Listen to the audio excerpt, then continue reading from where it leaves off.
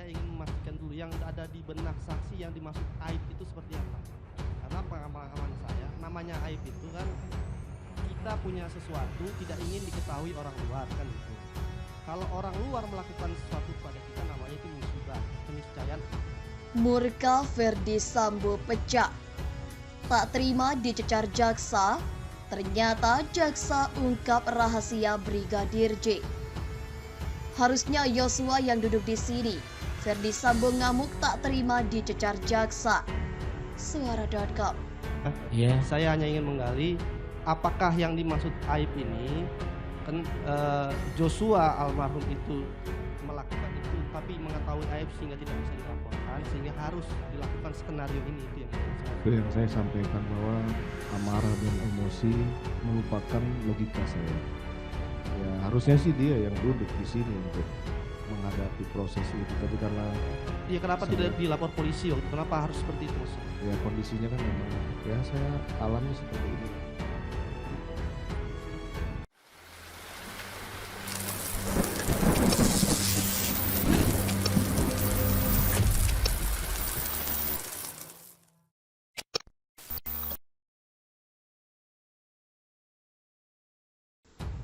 Ex-Kadif Propam Polri Ferdi Sambo hadir sebagai saksi untuk terdakwa obstruction of justice Hendra Kurniawan, Agus Nurpatria dan Arif Rahman Arifin pada Kamis 5 Januari 2023. Sejumlah pertanyaan disampaikan jaksa penuntut umum, termasuk apa yang mendasari Sambo hingga memilih mengeksekusi langsung Brigadir Nofriansyah Yosua Huta Barat ketimbang melaporkannya ke polisi atas dugaan pemerkosaan Putri Chandrawati. Bahkan JPU sempat melempar dugaan ada rahasia yang dipegang Yosua hingga Sambo menempuh opsi membungkam dengan cara menghabisi nyawanya.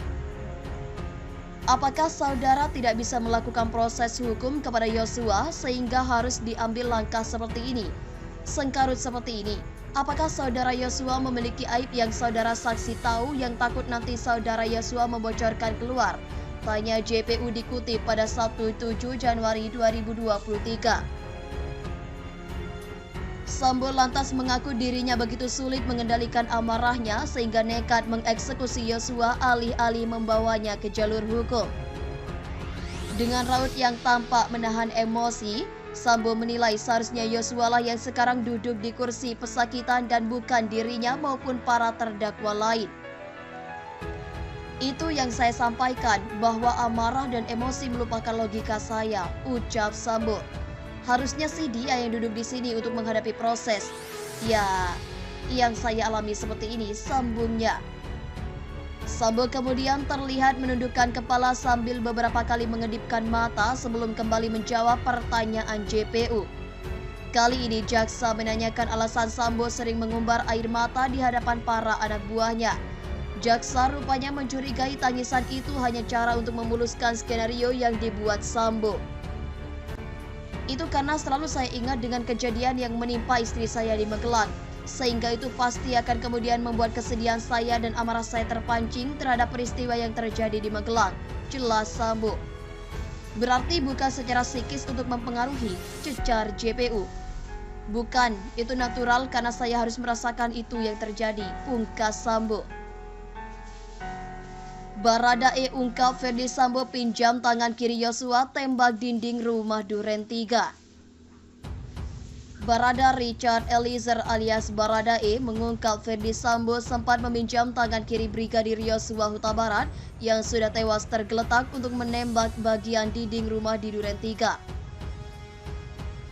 Hal itu disampaikan oleh Richard saat diperiksa sebagai terdakwa di sidang kasus pembunuhan berencana Brigadir Yosua di Pengadilan Negeri Jakarta Selatan Kamis 5 Januari 2023. Berawal saat jaksa penuntut umum bertanya mengenai apakah Yosua merupakan seorang yang kidal atau tidak kepada Richard.